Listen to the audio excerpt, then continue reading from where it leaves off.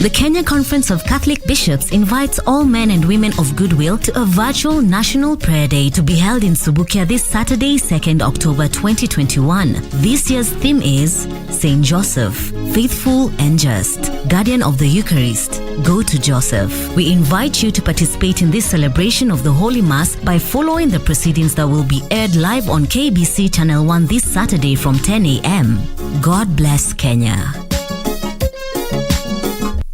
The nation's favorite shows, Breakfast Club,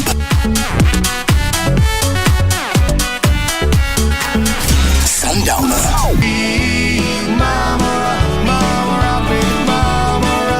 yours for the asking.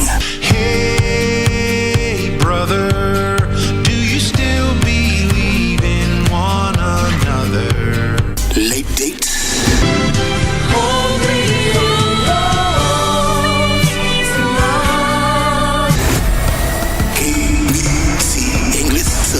KBC English Service.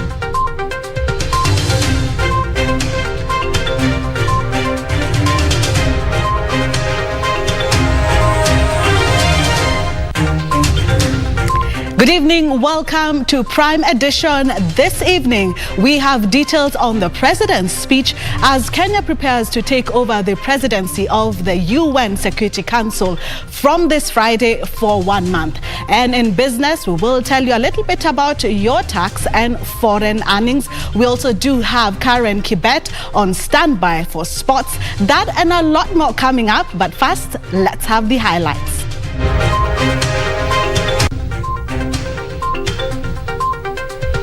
The accused is sentenced to serve 7 years imprisonment without an option of a fine. Caged by the law, Mukuria Ngamua to serve 7 years in jail over 2015 Youth Enterprise Fund scandal.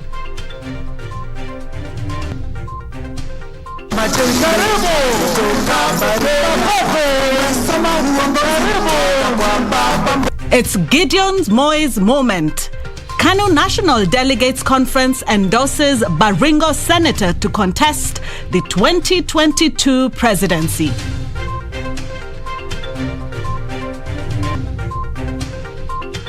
Bane of drought, Tana River County, Delta of drought. Thousands staring at starvation. This initiative comes at a time when we have witnessed and celebrated the benefits of the internet around the world. There have, however, been security concerns that have arisen. First Lady roots for enhanced protection of children and the youth from harmful online content. This is our business segment.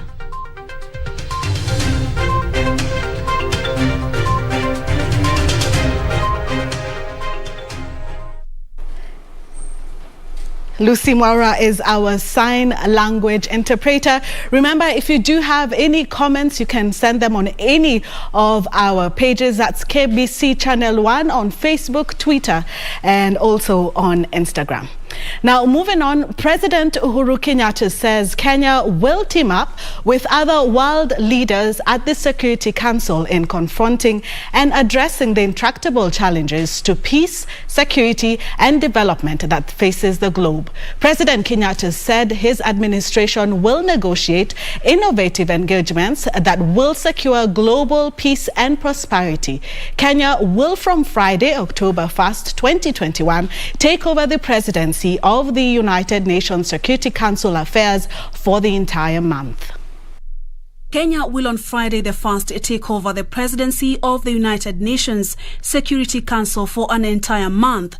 President Uhuru Kenyatta says he will use the unique opportunity to ensure the country is part of the global peace agenda. I am delighted to inform you that the nation, in October of this year, will achieve the highlight of our 2-year tenure on the Security Council by presiding over the Council's affairs. I wish to reaffirm that our contributions to the United Nations Security Council will continue to be anchored in an enduring hope and firm belief that together we can create a better world.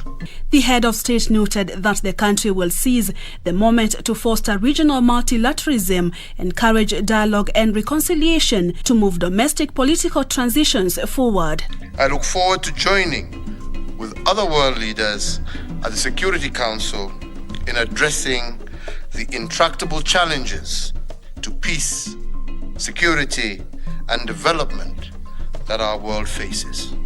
I also look forward to negotiating multilateral positions that will secure peace and prosperity for our region, our continent, and the world. Kenya has played a central role in regional peace initiatives, and the country has the Somalia and Sudan peace processes. Purity Museo, Prime Edition. Now to Scales of Justice, where Mukuria Ngamua, a businessman involved in the 180 million shillings Youth Enterprise Fund scandal, has been jailed for 7 years.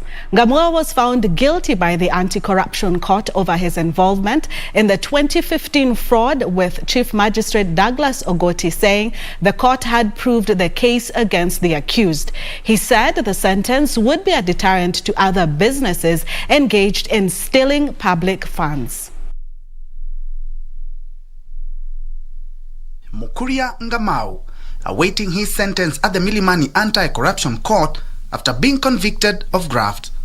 In count 1, the accused is sentenced to serve 7 years imprisonment without an option of a fine. In count 2, the amount involved was Kenya shillings 115,710,000. The evidence showed that he received the benefit and the fund suffered. He shall pay a mandatory fine of Kenya shillings 462,840,000 in default to serve 7 years imprisonment. He was charged together with his company, Quarandam Services Limited, for the purported provision of consultancy services for the National Youth Development Fund ICT Strategy Plan. Mukuria and his company is also expected to pay a mandatory 442,840,000 shillings for unlawfully acquiring public property and an additional 258,629,156 shillings. He will face an additional 6 years in total for making a false document. The court orders that accused 3 pays, compensates the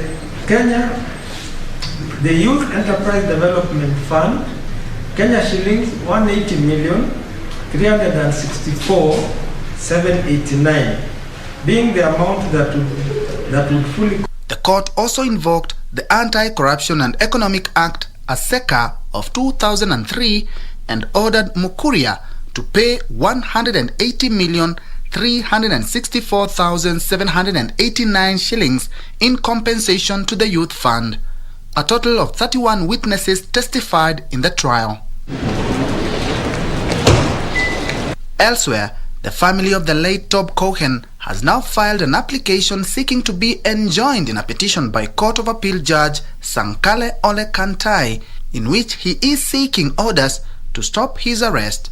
I've also annexed a memorandum where the DPP has issued a directive to all state councils under him that such matters of big people, it is only him personally who will handle this matter. Cohen's sister, Gabrielle Hannah Van Straten, said it was important for for the family to be made part of the proceedings. Dunstan Omari, the family lawyer, said Justice Ole Kantai was questioned by a DCI sleuths and made a statement, and a recommendation was made by the DCI to the DPP to charge him as an accessory to the murder. Omari claims the DPP directly protected the judge and other prominent persons linked to the murder of Tob Cohen. We have also equally been given instructions by the family, which we'll do by Monday, to file a petition to remove the DPP from office by virtue that he holds a constitutional office, and the only way to remove him because he is involved in the cover-up of the prosecution of Justice Ole. For Prime Edition, I'm Ben Troy Njue. Now to politics, where Baringo Senator Gideon Moi has been endorsed by the Kenya African National Union KANU party to contest for presidency in the 2022 general election. Moi was cleared by 3,000 KANU delegates who converged at the Bomas of Kenya for the party's National Delegates Conference. The KANU national delegates have endorsed party leader Gideon Moi for the top seat come 2022. The Baringo senator was unanimously given the green light by the party's national delegate conference that met at the Bomas of Kenya. Speaking when accepting the mandate, the Baringo senator declared that his time had come and he was ready to hit the ground to solicit for votes. Moi expressed optimism that the Independence Party can reclaim its former glory. I've heard your voices. I've listened to you. The voice of the people is the voice of God. And I'm obliged to heed your call to serve, as it is the only patriotic thing to do. The senator putting the war on corruption top on his agenda, if given the mandate by the people of Kenya. Corruption is robbing us of opportunities to be great, killing our dreams and destroying our country. If things do not change, there will be nothing left to change. So ladies and gentlemen, we must do things differently. Leaders who attended the meeting, including Raila Odinga of ODM, Salam Davadi of ANC and Wiper's Kalonzo Musyoka, promising to work with the KANU's candidate. The strength of our democracy is the strength of the political parties that we have in our country. There must be tolerance among political parties. Political competition is healthy in our country. It strengthens our democracy, and that's the best way to make our country grow and prosper. Na mimi nasimama naye tukisema kwamba tuko tayari kushikana mikono kwa mkono, tutembee bega kwa bega kama Wakenya na tuweke Wakenya mbele ili Kenya iwe kwanza na sisi tufate. KANU ndi hii imeamuka. KANU, thanks to Gideon and your leadership, I want to assure you, my brother, we will walk this journey together. The party's delegates have now been given the task of marketing the party across the country.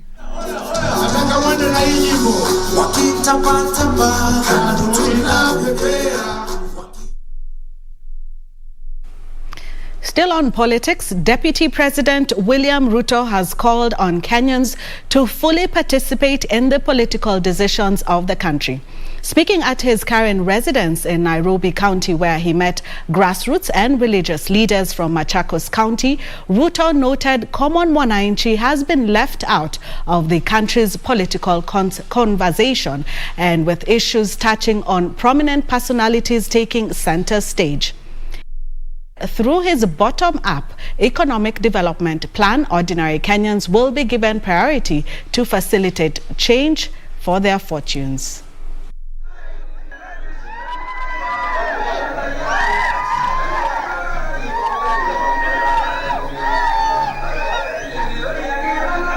We will have a plan. And the plan is not for leaders and power and positions. The plan must be about ordinary people and ordinary businesses and ordinary farmers so that we can lift the millions of jobless young people from at the bottom of the pyramid and begin them on the journey to climb up so that no Kenyan is left behind. Unajua watu wanatafuta shortcut ya kutengeneza chama ya kabila yake kwa sababu hawataki kazi ngumu ya kutengeneza chama ya kitaifa. So mimi nataka niwaambie, wacheni shortcut, wacheni kuwa lazy. Build a national party. Mambo iko namna hii. Central Kenya kwa mara ya kwanza wameamua kura yao ya urais na chama ni UDA na naibu wa rais William. Kwa hivyo hao wengine munaona hata sera wanauza ile yake.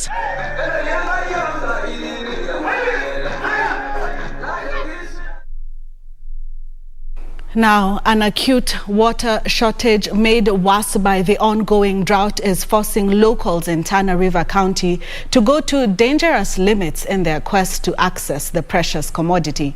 Over half of the population face starvation, and another day without rain further risks the survival of not just livestock but human beings. Our reporter Caroline Kamau was in Tana River County and files the story of the growing desperation of communities in Tana River County and the 4th edition of our special assignment, The Bane of Drought.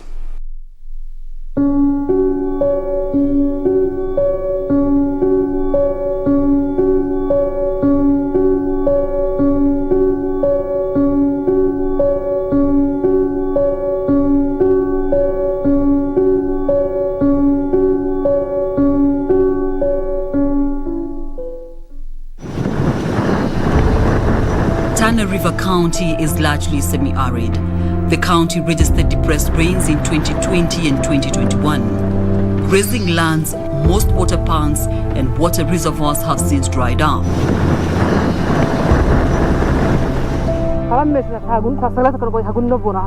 We depend on water ponds. That water has dried up. People are looking for water from far, and the water we find is dirty. We have no food. We need help.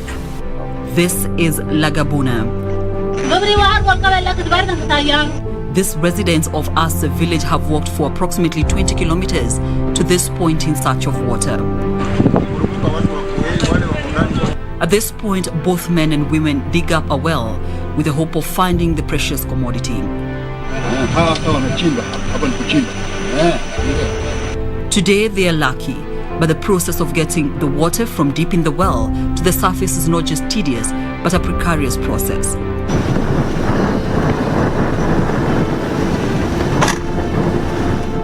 When this well dries up, they will move to another area, but they say due to prolonged drought, most places are barren lands. At Asa Primary School, a school teacher here says the situation is increasingly becoming unbearable.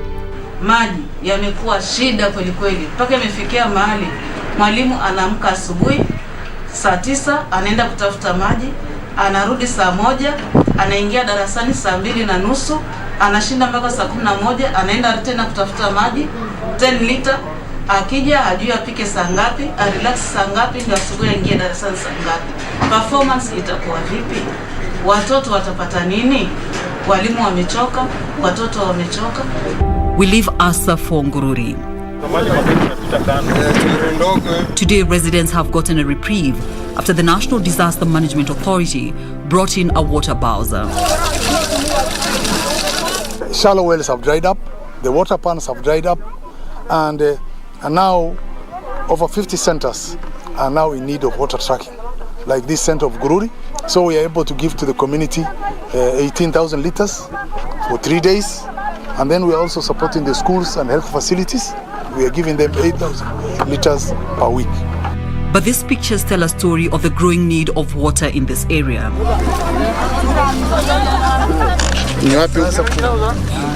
I visit Mzee Sagabo Guyole's home. He is a pastoralist. His livestock is the only source of income for his family. His in-calf cow just died. Another one is on the brink of giving up. na bei ya hizi ng'ombe za hii imerudi nyuma kabisa. Ng'ombe kubwa saa hii hata 10,000 haifiki. Na hiyo pesa ambayo inakuja, hiyo pesa tunagawa karibu mara 3. Kama kuna mtoto wa shule, hiyo pesa inaenda kwa mtoto wa shule. Kama ni chakula ya ng'ombe, hiyo pesa inaenda kwa chakula ya ng'ombe na chakula ya binadamu, ambazo haiwezi kutosheleza hizo mahitaji wewe uko nayo. Kama uko na bibi 3, kama uko na watoto wangapi, hiyo pesa haiwezi kutosheleza. Lack of water, poor rains and lack of pasture has seen 7% to 10% of livestock here dying. Mimi kama mfugaji ama mwenye hii boma, hii kifo ya hii ng'ombe ambayo iko nayo, na hii peke yetu tumeipata. Sehemu zingine kwa mtu mwingine ng'ombe 10, kwa mtu mwingine ng'ombe 6, kwa mwingine ng'ombe 7, kwa mwingine ng'ombe 2. Hakuna boma ng'ombe haijakufa. Kwa hivyo ni hasara moja kubwa sana kwa mfugaji, ng'ombe ya mimba kufa. Residents here, who are largely pastoralists, are becoming hopeless. They say if the October rains fail, the situation will go from bad to worse. The national government, in collaboration with the county government, is trying to do its part to alleviate the suffering of the residents. We have gone into water tracking because of areas being very far from the river. So what we do is we use our water bowsers. We do tracking towards the areas where it's very, very dry for both animals and for human consumption. It is estimated that over 175,000 people are affected by drought in Tana River out of a population of 370,000. Over 50 schools are also in need of water support. Stakeholders are, however, rooting for permanent solutions to the incessant problem. The irony, however, is that Tana River County is home to River Tana, the longest river in the country, and it is home to Bura Irrigation Scheme and Hola Irrigation Scheme Security Project that, if well harnessed, can revolutionize the region to be part of Kenya's food basket. The drought situation in Tana River County has been described as dire. The livestock here are dying. Almost half of the population is facing starvation. Residents are now calling for immediate and lasting solutions to save both their lives and livelihoods. Reporting for KBC from Gorori in Tana River County, my name is Caroline Kama.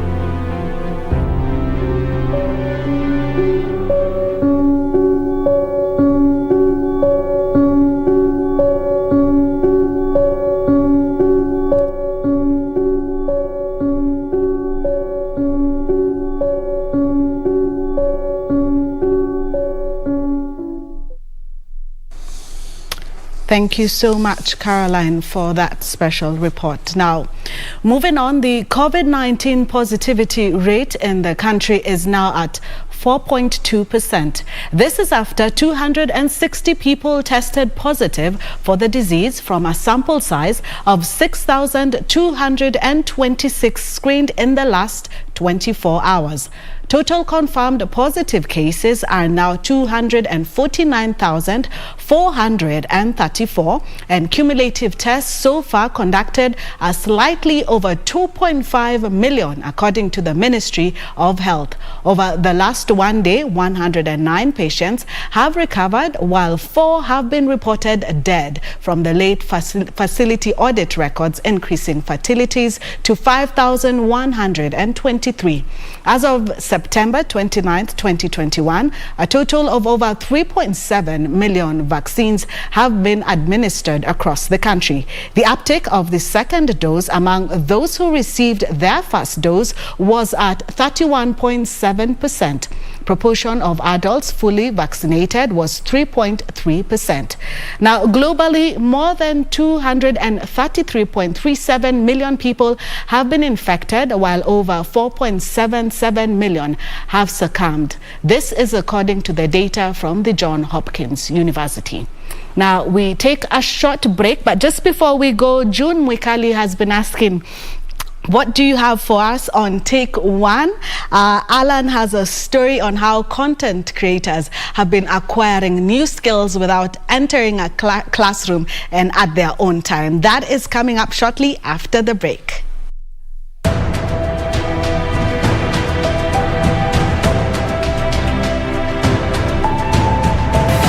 Kama mjuavyo, vile vile elimu ndio ngao, ndio silaha ya kumwezesha mwanadamu siku hizi kufanya mambo mengi, kufanya yale ambayo inamfaa maisha yake na jamaa zake.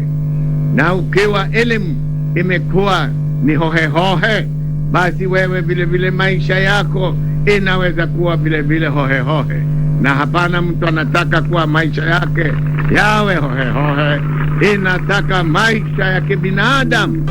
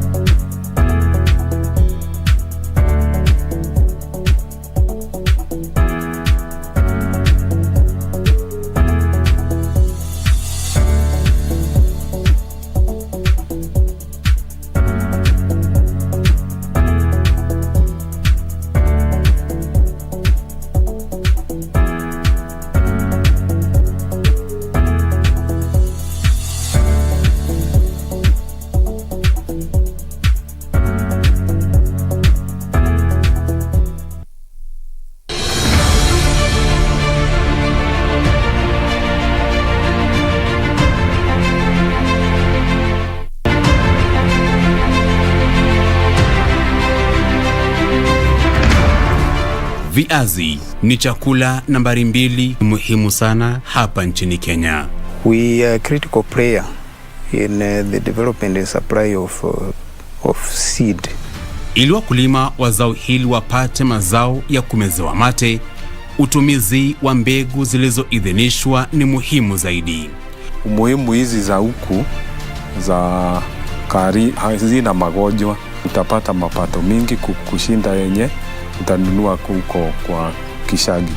And our path to food security is anchored on ensuring significant improvement in farm productivity by enhancing the quality of farm inputs.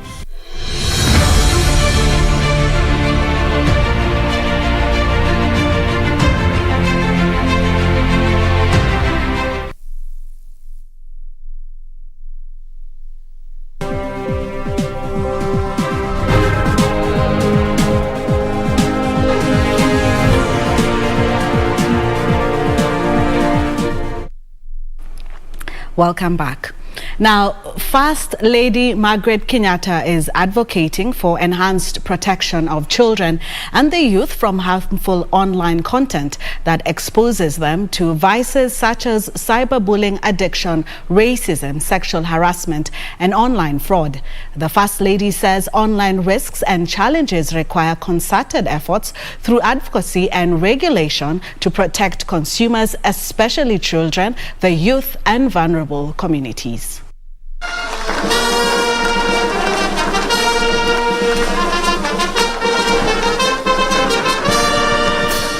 The latest Communication Authority of Kenya statistics shows that 38.8 million cyber threats were flagged during the first 3 months of this year.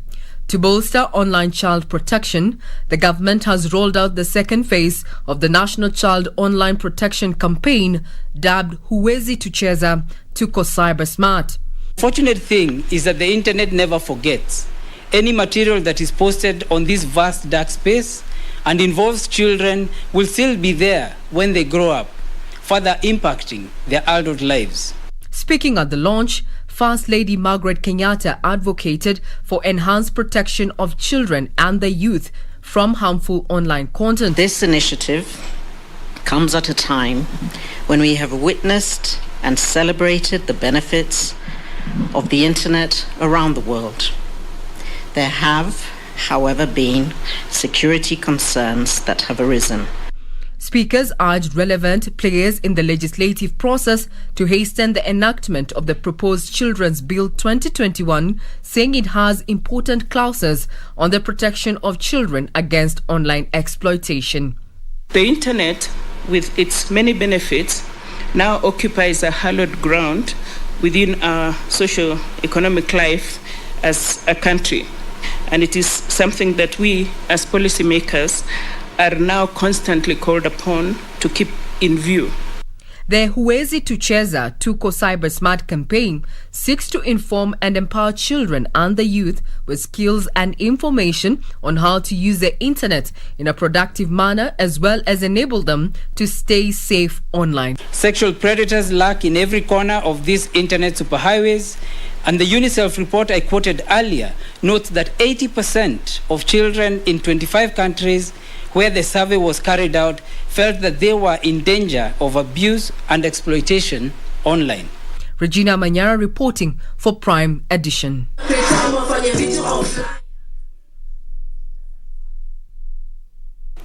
Now, livestock farmers are likely to lose 1 billion shillings in export revenue as Qatar is yet to approve Kenyan meat imports on safety standards concern. This comes after Kuwait and Bahrain lifted their meat ban last week after the government's interventions. Kenya exported 7 billion shillings worth of livestock products to 10 countries last year, with the Gulf nations dominating the export list. However, in August this year, Bahrain, Kuwait and Qatar, that accounted for over 3.7 billion shillings of the total export, banned meat products from Kenya due to phytosanitary issues. Bahrain and Kuwait lifted their bans last week, with exporters asking the government to intervene and solve the trade impasses between Kenya and Qatar. But Qatar have insisted that we have to sort out our, livestock traceability systems before they can allow us to re-export. The government is drafting livestock traceability regulations as well as implementing other interventions aimed at ensuring that Kenya's meat products are of high quality as it targets more international markets. Looking at the global market that will bring good price returns to our farmers. That is the main focus. So we will endeavor to meet the market's requirements and market conditions for all these niche markets that will give good returns to our farmers. Players in the meat industry say there's need to formalize the meat sector to ensure consumers get quality meat and increase investment in the whole meat value chain. Farmer, the suppliers, because we do have, we cannot forget the fact that a lot of our businesses have in between traders, the retailer himself and the consumer.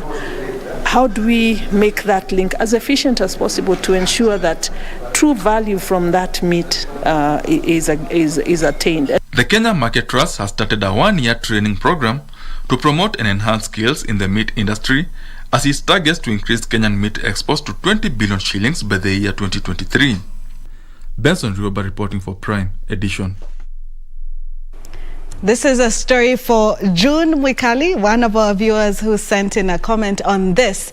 Now, content creators are turning to online learning communities and video sharing platforms as a means of acquiring new skills without having to undergo formal in-school lectures.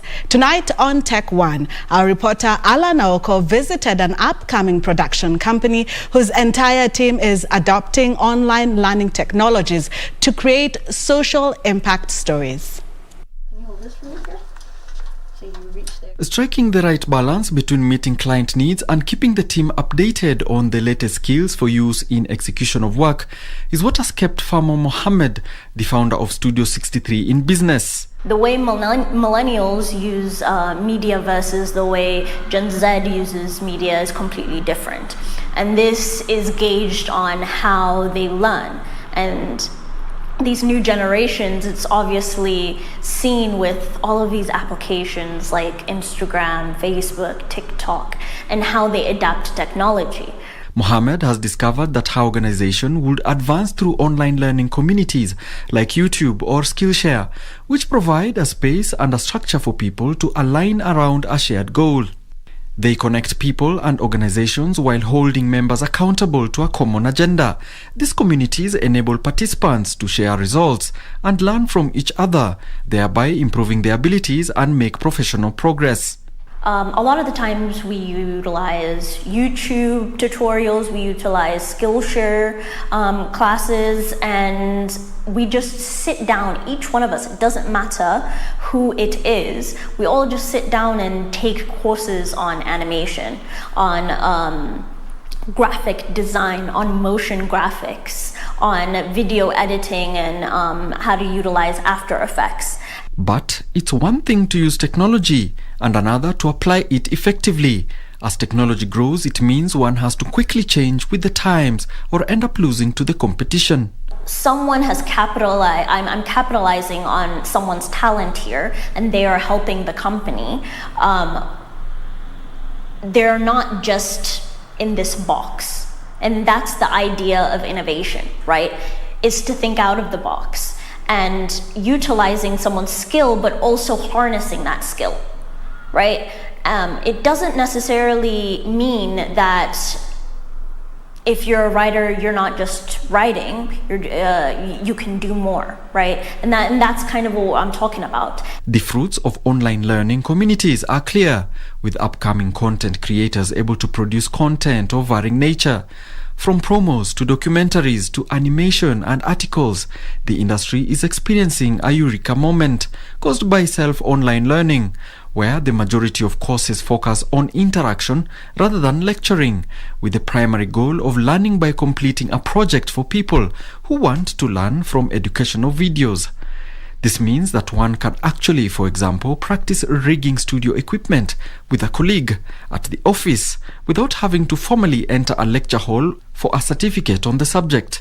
Of course, this means that one has to have that intrinsic motivation within themselves to do what they mean to do in what they are working on.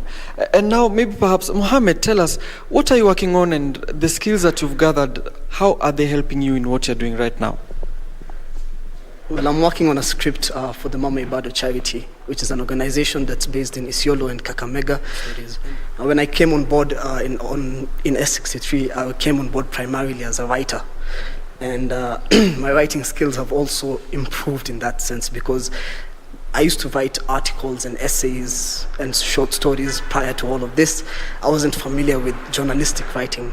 And the advice for future young content creators? And I think that everyone should be able to teach this upon themselves and just pick up a camera, start recording, watch YouTube tutorials, do what you can to just learn on your own. And since we've all been wrapped up in the misfortune of the pandemic, it doesn't need to be a mystery wrapped in suspense inside an enigma. You can always, of course, tap into technology to get that skill that you are honing for. Alanauko, take one. To Tax 101. Employment income earned by Kenyans living or working abroad and income by a multinational business is subject to tax in Kenya. As Caroline Jenga explains, income tax is chargeable on all the income of a person, whether resident or non-resident, accrued or derived in Kenya. Most Kenyans living abroad often wonder why they should pay tax in Kenya, the applicable tax rate, how to mitigate double taxation, among other predicaments. Kenyan residents are taxed on their worldwide income. Kenya operates a source-based tax system, meaning that income is only subject to tax in Kenya if it accrued in or was derived from Kenya. There are, however, a few exceptions to this rule. In the case of employment income earned outside Kenya by a Kenyan resident and income of a business carried on partly in Kenya and partly outside Kenya. In these two scenarios, the person is required to declare the income earned outside Kenya together with any income earned in Kenya and file the return via iTax on or before the 6th month following the end of the accounting period. Kenyan residents are entitled to a set-off of a tax paid on employment income accrued in a foreign country against tax payable in Kenya on the same income. Where there is double tax agreement between Kenya and another country, the provision of agreement shall apply. Double tax agreements are agreements between two or more countries for the avoidance of double taxation and the prevention of fiscal evasion with respect to income and capital. The agreement sets out terms and rules of how income or profits of cross-border transaction are to be treated by the two countries so that the taxpayer do not end up paying tax twice on the same income. Double tax agreement may provide for the taxation of certain incomes at reduced rates. Double tax agreements may also provide a tax exemption in Kenya or a tax relief in Kenya for the taxes paid abroad. Countries that have double tax agreements with Kenya include Zambia, South Africa, Canada, India, France, Germany, and Qatar. Caroline Jinga for Prime Edition. Now, betting firms are targeting corporate social responsibility activities and promotions as long-term strategies in endearing themselves to the masses as they try to weather what they have been as a tough economy. This comes as the gambling industry faces various legislation meant to streamline their gaming activities. Figures by the Betting Control and Licensing Board shows that an estimated 10,000 Kenyans are employed in the gaming industry. However, the industry has seen its fair share of headwinds. Our industry, basically, they like what every other customer in the world for this betting and gaming industry likes. There is no any other differences. It's just element of how we will regulate this kind of industry. Of course, listen the instructions from a respective SLB board, and just to provide and respect the rules from them. New things that really keep our customers engaged, and our customers are always asking, what bonus do you have? Players in the gaming industry are focusing on CSR activities to endear themselves to the masses. United in CSR activities, which we are doing all around of Kenya. You can see all the almost all betting companies are doing that, which I'm personally very happy, and we could see from since beginning of the COVID-19 pandemic last year, we were together with this government to fight this terrible disease. According to a report by the International Journal of Financial Studies, Kenya has the highest number of young gamers when compared to other countries of the sub-Saharan African region. The same further says 96% of young Kenyans use their mobile devices to engage in gaming activities. Alanauko, Prime Edition. Now to FarmWise, where a group of 30 persons with disabilities in Laikipia County are making a living out of honey production. The group have a honey collection center where locals aggregate their honey for value addition and packaging. Here is Benson Rioba with the details on this week's edition of FarmWise. Kenya produces 14,000 metric tons of honey annually, against a consumption of 30,000 metric tons, with the country forced to import from, among others, Tanzania, Egypt and Australia to fill the deficit. A group of persons with disabilities in Laikipia County are tapping this demand by venturing into the 4.5 billion shillings honey industry. The group of 30 has started a honey production center with a capacity to process 2 tons of honey a day, but they are only able to produce 48 kilos of honey after every 2 weeks. Nina process 48 jugs ya half a kg. Hiyo inaweza kuwa ya wiki mbili, then after 2 weeks then wanaitisha. The group that started with a capital of 150,000 shillings receives honey from farmers before adding value and packaging it in small quantities that retail between 400 to 800 shillings. When farmers bring honey in this place, we first check, we do quality assurance for the honey. After that, we weigh the honey. After weighing the honey, we subtract the quantity of the container. Ni lazima kwanza, kabla nipime hiyo asali, lazima niangalie kwanza, nione vile inakaa. Wengine wanaweza kuwa labda wakati alikuwa na harvest hiyo asali, anaweza kuwa amechanganya kidogo.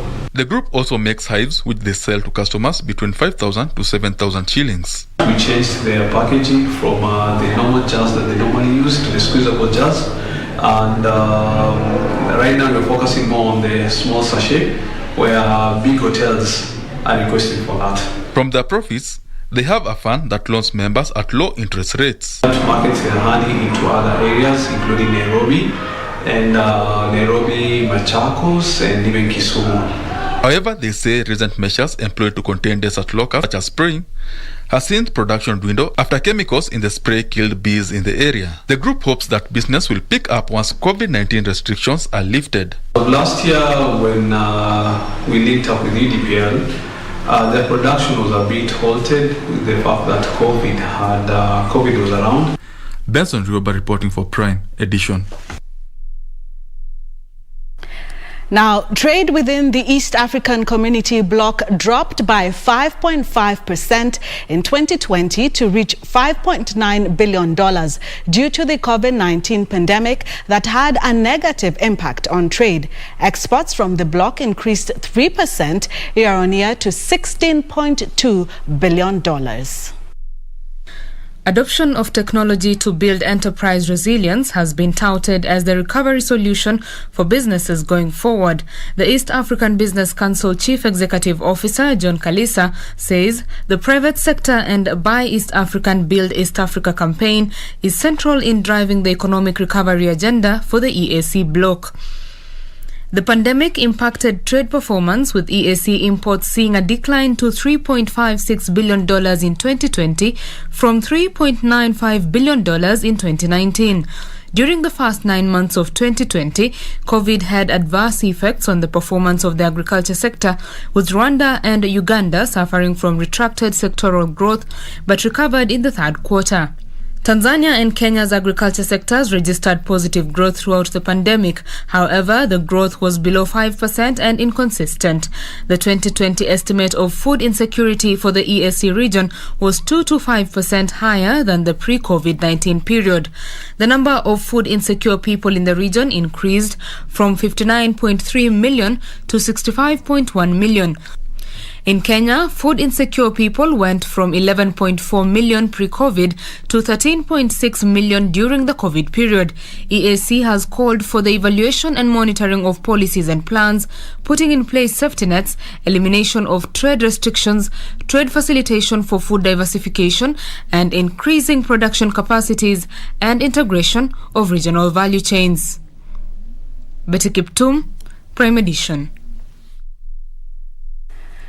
Now, authorities in Nigeria's Kaduna state shut down telecoms networks and banned the use of motorcycles on Wednesday as part of a raft of measures to tackle bandit gangs that have caused havoc in the country's northwest for months. Telecoms blackouts are already in force in neighboring Zamfara and in parts of several other northwestern states, a tactic aimed at helping the security forces crack down on the gangs by preventing coordination. Here are the details of this and other stories from the African continent. The state government said the motorcycle ban would last for an initial 3 months. It also said all vehicles used for commercial transport would have to be painted yellow and black within 30 days to help security agents identify them. The sale of petrol in jerry cans was banned in parts of the state. The new rules were in addition to measures previously taken in Kaduna, including a ban on the transport of charcoal, firewood or livestock, and a shutdown of markets in affected areas. The telecoms blackout in Zamfara has been in force since early September, and the military has said it was aggressively taking on the bandits. Bandits seeking ransom and loot have been blamed by the Nigerian authorities for a string of mass school abductions and deadly attacks on villages.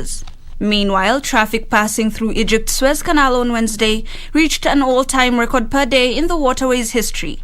The chairman of the Suez Canal Authority, Osama Rabia, says there were 87 ships carrying 4.8 million tons of load that passed through the canal. Among them, 38 ships came from the north with a total load of 2 million tons, while 49 ships came from the south. The Suez Canal is considered one of the most important and fastest passage connecting Africa, Asia and Europe. Some 12% of the world trade volume passes through the man-made canal, a major source of hard currency in Egypt.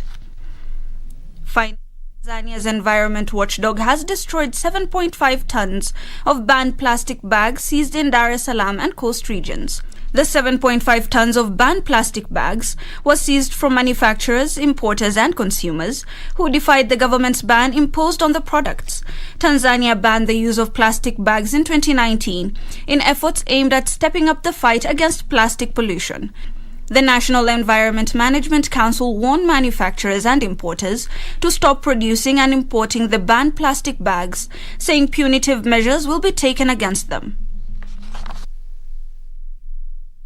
And now to international stories, where Amazon.com and the U.S. National Labor Relations Board has reached a settlement for two former employees who alleged they were fired last year for criticizing the working conditions at the e-commerce giant's warehouses.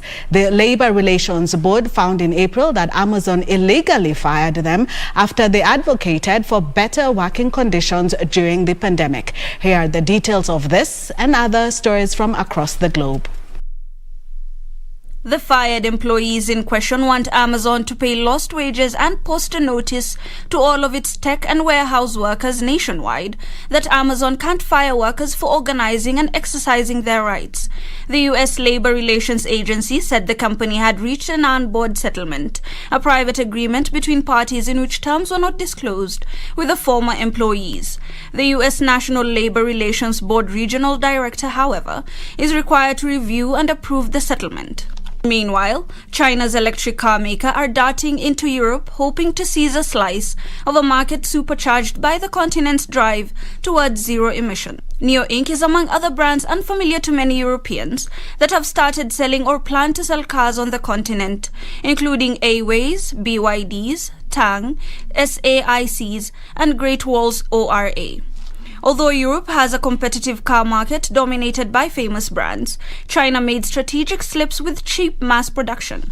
The new players, many of which have only ever made electric vehicles, believe they have a window of opportunity to finally crack the lucrative market. Finally, Russia has threatened to ban YouTube if it does not reinstate two German-language channels backed by the Russian state that were deleted for violating COVID misinformation guidelines. Russian media watchdog Roskomnadzor accused YouTube of censorship. The agency demanded that the channels be restored. It comes as YouTube also expanded its misinformation policies to cover all effective vaccines, not just COVID ones. The tech firm said the measles, mumps and rubella vaccine, being falsely attributed to causing autism, was one example of the types of content the new policy will cover which had previously been allowed. Well, that's it for business. For today's sports is coming up. I can see Karen is on standby and she's going to start with news on the Harambee Stars. That is coming up shortly after the break.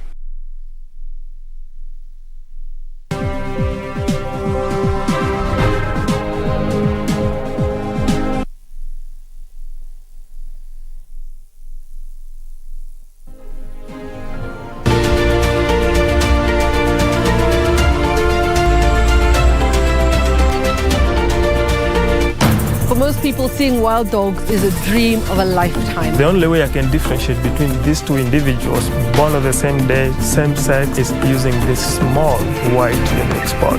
Last night they only got a small prey, so they're hungry. That thing killed all these packs within a span of 2 months. She's been down for about 25 minutes now. We only have about 10 more minutes to go. They could lose up to 20 animals in just 10 minutes.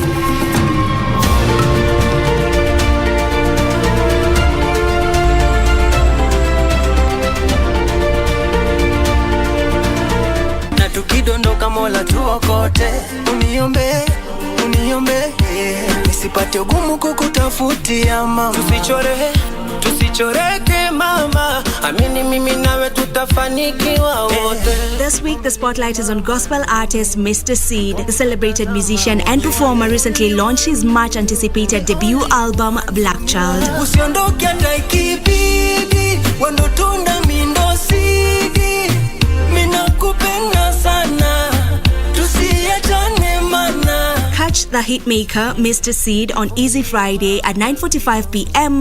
with Shiksha Aurora only on KBC Channel 1. You are the only one for me. You are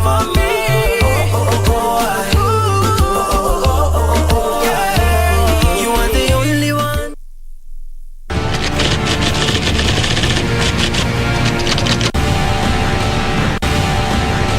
It is now a year since we started investigating Mr. Soloshi.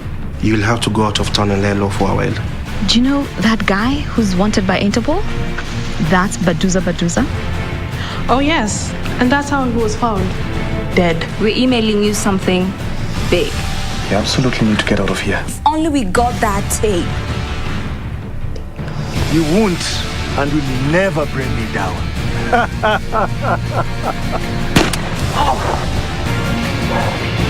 It's like a brother to me.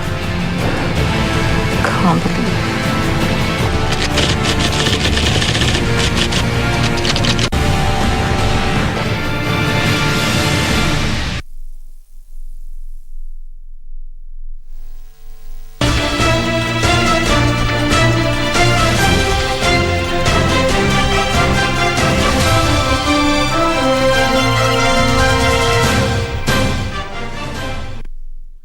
Welcome back. I do hope your evening is treating you well. It's now time for us to take a look at what's making headlines in the world of sports. My name is Karen Kibet. Harambee Stars entered their first residential training today at the Utalii Sports Ground, Nairobi, ahead of their upcoming 2022 FIFA World Cup qualifier back-to-back matches against Mali. Stars will lock horns with Mali away in Morocco on 7th of next month. All local-based players checked into camp today morning with their foreign-based counterparts set to join the camp tomorrow. However, Abud Omar, Stanley Okumu, Eric Ouma, Richard Odada and Ismail Gonzalez will link up with the team in Morocco.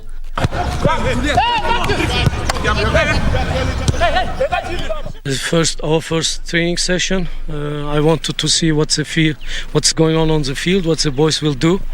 In general, I'm satisfied. They do what they can. Zimecheza hizo zimepita, at least tumepata point pa kuanzia.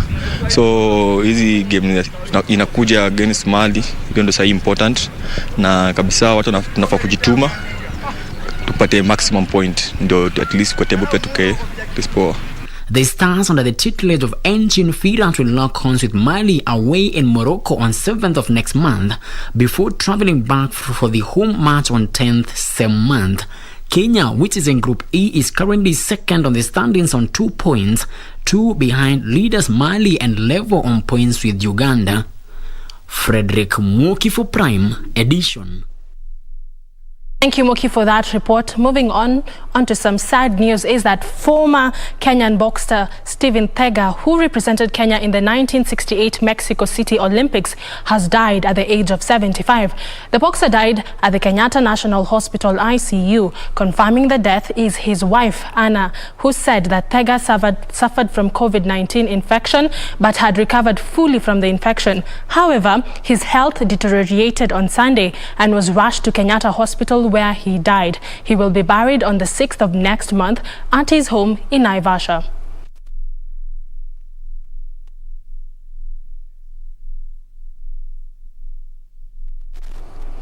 May his soul rest in peace.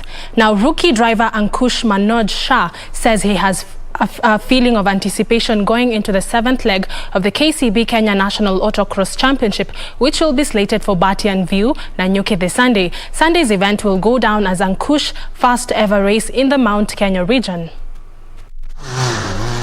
The karting racer turned autocross driver joined Bagi racing this year in an Teja Sirani 2-seater race machine, which he now hopes to steer to respectable podium positions in the 2-wheel drive non-turbo Bagi class. Right after January, we strip down the buggy, get it cleaned up, check for any damages we may have. Luckily, there was no damages from January, so we start building straight after that, get it ready for the next race. Autocross 7 will be run in compliance with the national competition rules of the Kenya Motorsports Federation, together with supplementary regulations under the International Sporting Code of the FIA. The event will count towards the 2-wheel non-turbo car and buggy, 2-wheel turbo supercharged, 4-wheel non-turbo Bambino, Pee-wee, 4-wheel drive turbo supercharged open, quad bikes and the junior 2-wheel drive non-turbo. Frederick Mwoki for Prime Edition. And we definitely wish Ankush all the best. Now finally, Cristiano Ronaldo netted a late goal as Manchester United came from behind to beat Villarreal 2-1 in a UEFA Champions League match that was played last night at Old Trafford. Meanwhile, Chelsea suffered a 1-0 loss to Juventus in Turin. Manchester United, who from close range makes no mistake. And finally they've rounded off. It's only taken 12 minutes.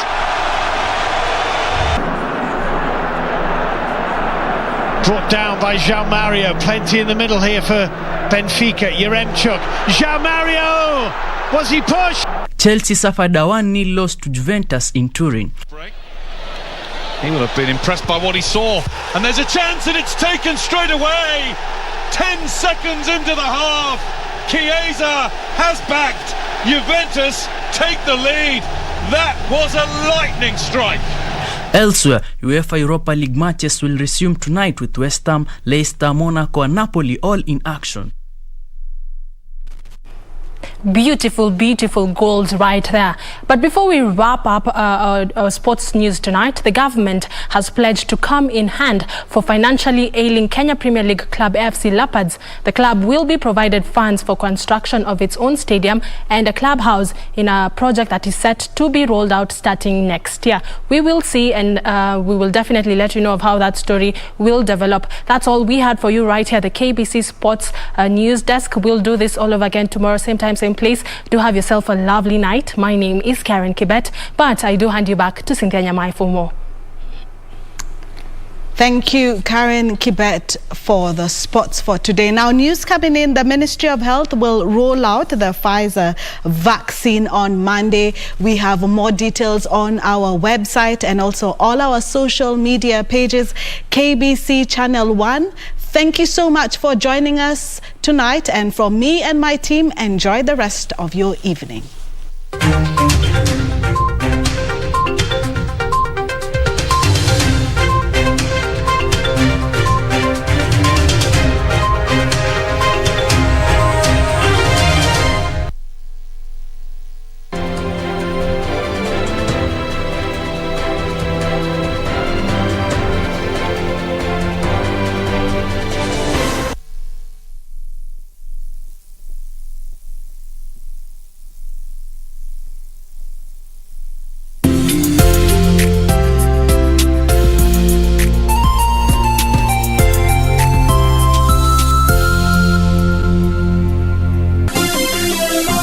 Vera Beauty College.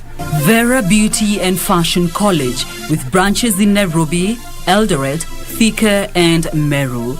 Did you know that we are a TVET approved institution?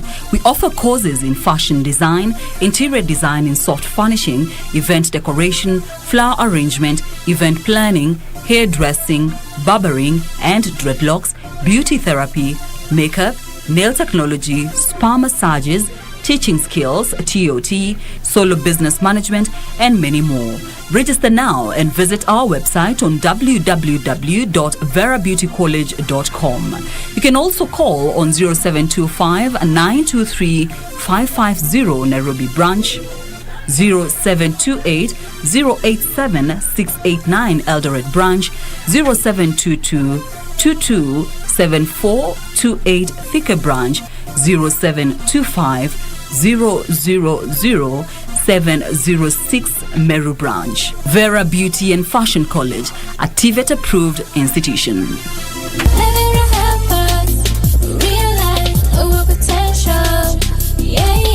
Ili kupata skiza tune hii ya heshima, bonyeza *811 *817 hash. Ukiwa mtu wa heshima, utaheshimiwa. Ukiwa mtu wa kupeana, nawe utapewa. Ukiwa wewe ni wa kudharau wengine, utadharauliwa. Ukiwa wa chuki, malipo ni yale yale. Ikiwa wewe ni mtu wa haramu, vile vile itakupata tu. Na kama wewe ni mtu wa kushauri kwa hekima, hautawahi kosa. Kama wewe ni mtu wa watu. Ili kupata skiza tune hiyo ya heshima, kama skiza tune yako, bonyeza *811 *817 hash, *811 *817 hash. Homa Bay mpo!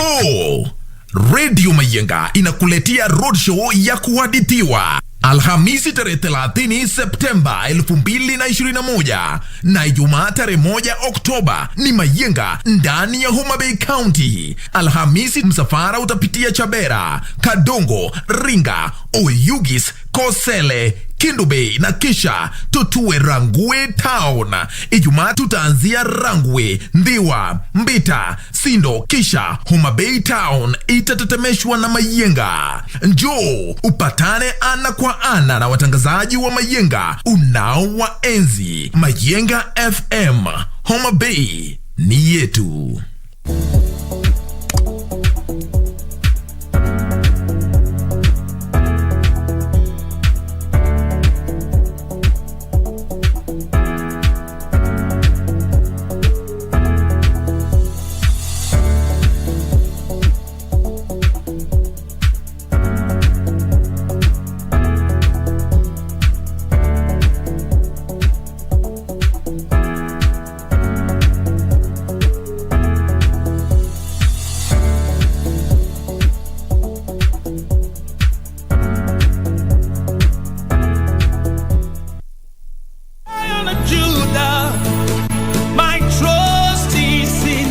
Jumapili hii kwenye runinga ya KBC, ungana naye Askofu Michael Wanderi wa kanisa la Christian Foundation Fellowship Kiambu kuanzia saa 1 hadi saa 2 asubuhi. Ningetaka nikwambie, our Jehovah God, because the Bible says he is the same yesterday, today and forevermore. He is able to take you to a place of abundance. He is able to take you to Rehoboth in the name of Jesus Christ. Kipindi ni neno la neema, ukiletewa naye Askofu Michael Wanderi wa kanisa la Christian Foundation Fellowship Kiambu.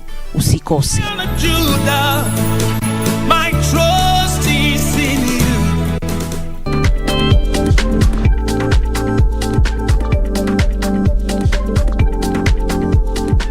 Would you say that it is important to have an internet governance forum, and why? Internet governance forum is very important, and this week on Tech on Tech, much is in store for you. You can't afford to miss. The total number of internet data subscription stood at 43.7 million at the end of the third quarter of the financial year 2020-2021. This will be an exciting show, so join us this Sunday and every other Sunday at 4:20 p.m.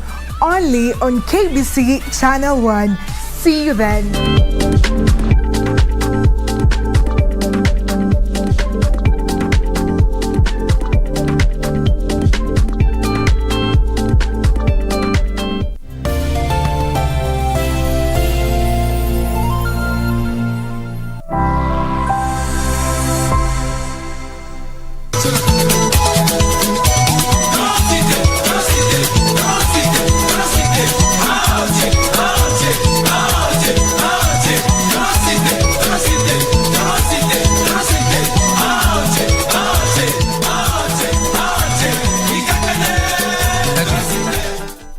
Akilimaga yombele mwana wera nsone kakata kinta yako.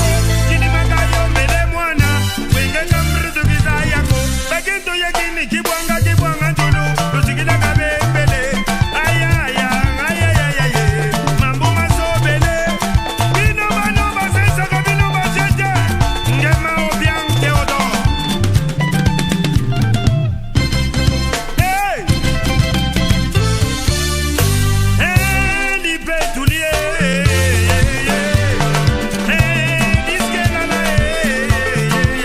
When it's on never take any ban and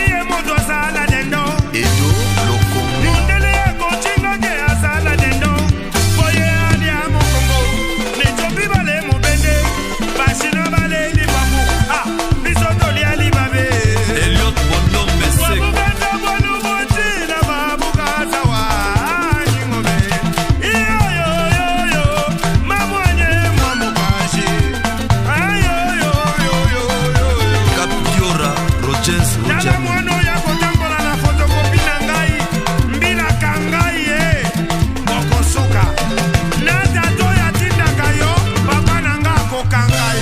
Le véritable à Paris, il a fait le tour du monde. Allez phénomène wa mbode mbode René Labé.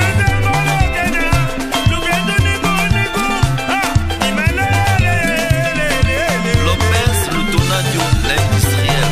Allez phénomène nani ungwa neza kwe ya make ya mama wa mbode mbode mbode mbode. Woo! Mtu atafutwa kazi hapa sasa.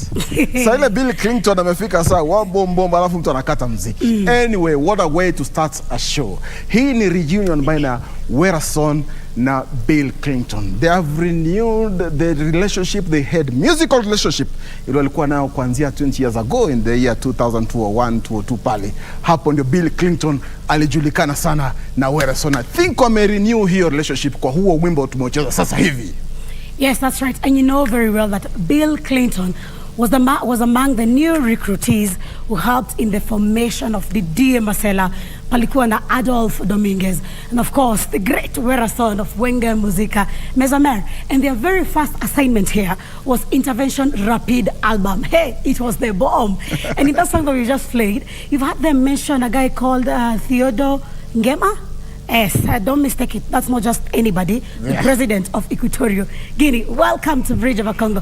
You know we love this. This is the Rumba show that you love. And of course, we're here to give you nothing but the best. Check us out on our social media platforms with the hashtag Bridge of a Congo. Karibuni sana. Yes, karibuni sana. She mentioned Theodore Ngema Obiang. Ukiona ile video ya Madilu System, he always in his song says Theodore Ngema Obiang, le patron des patrons, le baron des barons. And of course, Bill Clinton is the second generation ya wale matalaku. Those people who like you know, a lot of flavor ingine kitalaku kwa music. The first generation of course wakina Kodeni yao, wakina Bebea Talaku, Nonoa Talaku na wengine. Lakini hao walikuja na style yao wakiwa na wakina Juna Mumbafu. Anyway, as she said, Bridge over Congo. And I am Simeon Mfumu Kimbangu. We didn't choose Rumba. Rumba chose us. Sasa ni vipi?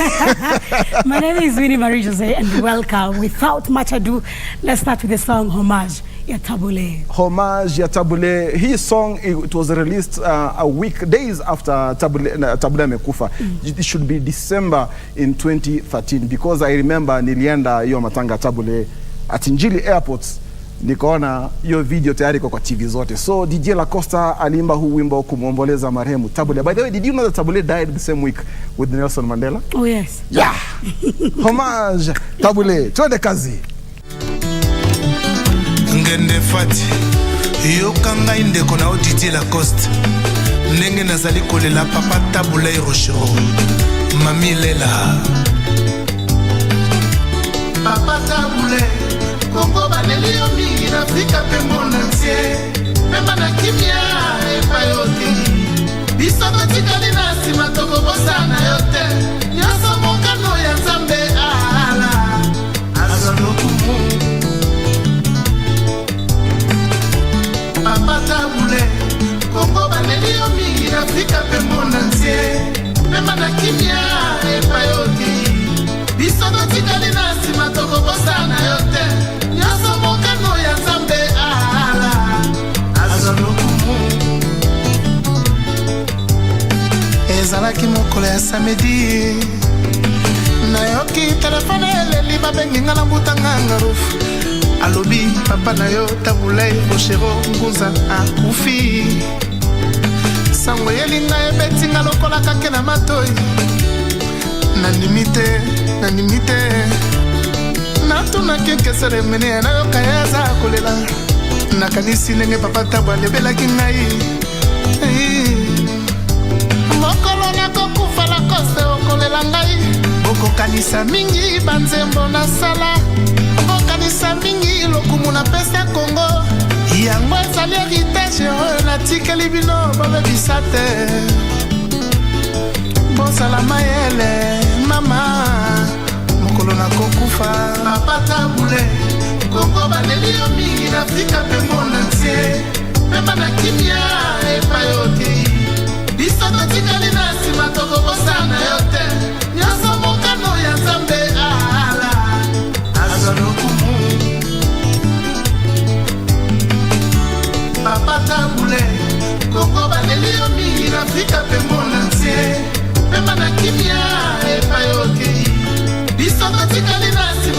tokobosana yo te nyonso mokano ya nzambe ala azwa lokumu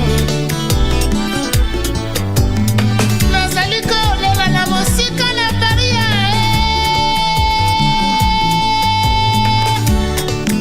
mama otele mobimba vraiment boyoka ngai yozalaki bomba ya mizika kongo yo mokitani yanga kale yo molakisi nzela ya mizika ya kongo nakomi kobangabanga baba bakomi kosila didie aleli na mongongo ya mawa bato nyonso bayokanga marke tabuna leli adie boshero peselanga mote na papa nikokasana peselanga mote na papa lwambo makiadi peselanga mote na papa ndombo petu peselanga mote na bayebaso bakena pepekale ya panaye peselanga mote na wandilu system peselanga mote na koko wanokolosoy papa matiata jengaka papa tabule koko baleli yo mingi na afrika mpe mona ntie pema na kimia epayoki biso totikali na nsima tokobosana yo te nyonso mokano ya nzambe ala azwa lokumu papa tabule kongo baleli yo mingi na afrika mpe mona ntie pema na kimia epayoki biso totikali na nsima tokobosana yo te nyonso mokano ya nzambe ala azwa lokumu ya Didier la kosa na padi balelio le bosse meri muke bale patron lelio mingi Cyril eki na fumu na forme aleli pichu ki banda fondation ma tete d'abord chef etageri yo chibaleli mingi rivangombo ejide moninga yo yo dolingana kanokola baneko papa nalandaka elokola ye alandaka Ricardo elongi na ye kitoko emo ya televizio miso na ye kitoko ya mwana popie ejide omoninga yoyo tolinganaka lokola bandeko papa nalandaka ye lokola ye alandaka Ricardo elongi na ye kitoko emo ya televizio miso na ye kitoko ya mwana popie